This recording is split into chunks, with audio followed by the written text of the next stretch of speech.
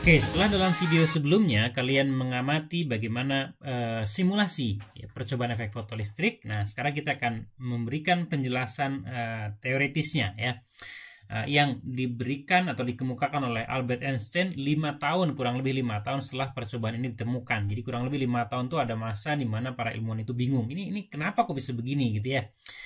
Nah, saya ulang lagi, efek fotolistrik kurang lebih adalah keluarnya ya, peristiwa keluarnya elektron dari dalam logam karena ditabrak ya, karena ditumbuk oleh foton ya, karena oleh foton cahaya ya.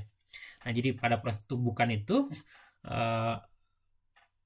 foton nabrak elektron yang dalam logam, elektronnya keluar, kemudian fotonnya musnah. Ingat-ingat sekali lagi itu ya. Nah, yang menjadi pertanyaan adalah mengapa cahaya merah di sini walaupun intensitasnya tinggi, dia tidak dapat tidak mampu mengeluarkan elektron dari dalam logam. Nah, sedangkan cahaya ungu ya, walaupun intensitasnya rendah, dia dapat mengeluarkan elektron dari dalam logam. Nah, menurut teori klasik seharusnya kalau cahaya merah intensitasnya tinggi itu kan berarti intensitas tinggi itu berarti energinya tinggi ya. Nah, sedangkan ungu intensitas rendah berarti energinya juga rendah, energi keseluruhannya ya dari cahaya itu. Nah, tapi mengapa pada penggunaan cahaya merah tidak mampu mengeluarkan elektron dari logam, sedangkan pada penggunaan cahaya ungu itu mampu mengeluarkan elektron dari logam. Nah, kemudian dijelaskan oleh Albert Einstein dengan menggunakan teorinya Max Planck ya. Jadi kita sebut saja ini penjelasan dari Planck dan Einstein begitu ya. Nah, karena di situ ada rumusannya Max Planck. Nah, rumusan yang mana? Nah, di video sebelumnya kita sudah bahas tentang energi cahaya ya. Energi cahaya itu kan sama dengan H dikali dengan F atau HC per lambda. Begitu. Nah, bagian itu. Nah, menurut Einstein ya, energi foton atau energi cahaya yang ditembakkan ke dalam logam, nah itu akan digunakan untuk dua hal, gitu ya. Yang pertama adalah untuk melepaskan ikatan logam, ya, ikatan elektron dari dalam logam. Nah, inilah yang kita sebut sebagai fungsi kerja logam, atau disebut juga dengan energi ambang. Dalam rumusan kita, nanti kita akan lambangkan ini sebagai W0. Kemudian yang kedua, energi foton akan digunakan untuk menggerakkan elektron. Ya, menggerakkan elektron berarti dia memberikan energi kinetik ya, EK ya, kepada elektron. Nah, ini penjelasan teoritis kurang lebih seperti itu. Nah, sekarang kita rumuskan secara matematis. Nah, energi foton ya, kita tuliskan secara matematis, energi foton itu akan digunakan pertama untuk melepaskan ikatan elektron dari dalam logam. Itu tadi yang kita sebut dengan energi ambang, atau istilah lainnya adalah fungsi kerja, work function ya, fungsi kerja logam. Dan sisa energinya itu akan menjadi penggerak ya, menjadi energi gerak dari elektron, energi kinetik ya.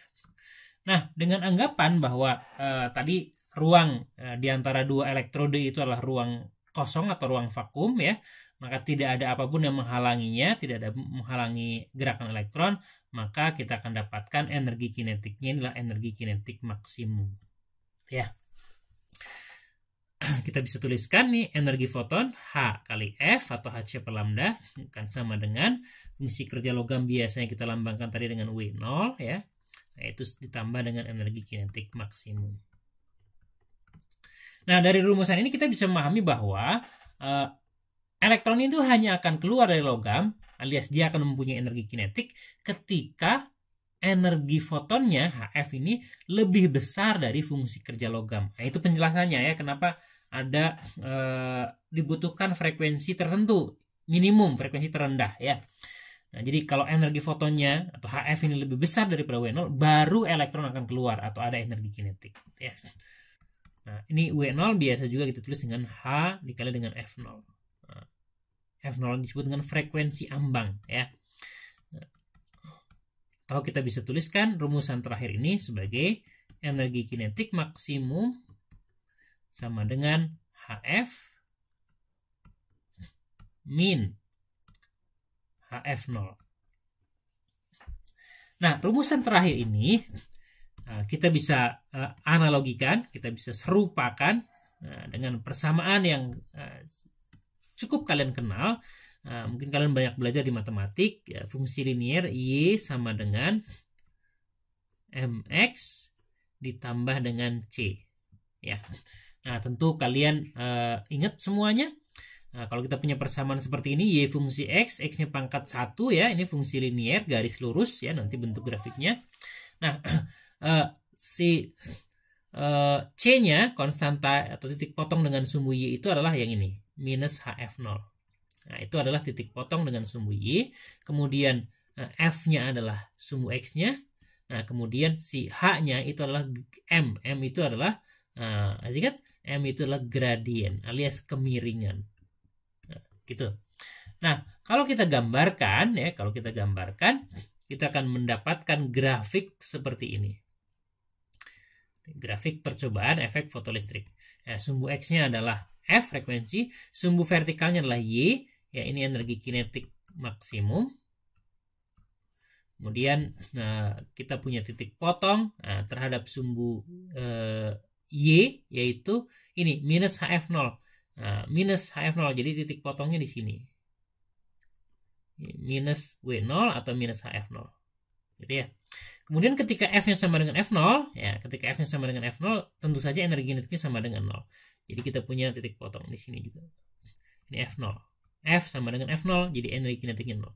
Nah, dan kalau kita gambar nih putus-putus karena memang di bagian ini tidak ada percobaan ya. Elektronnya belum keluar.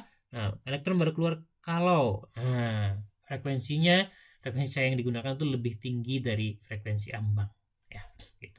Nah, ini percobaan efek fotolistrik. Ingat, gradiennya sama dengan H ya, karena H itu konstanta, berarti grafik energi kinetik terhadap frekuensi pada percobaan fotolistrik kemiringannya selalu sama, tidak bisa berubah-ubah ya, tidak bisa diubah.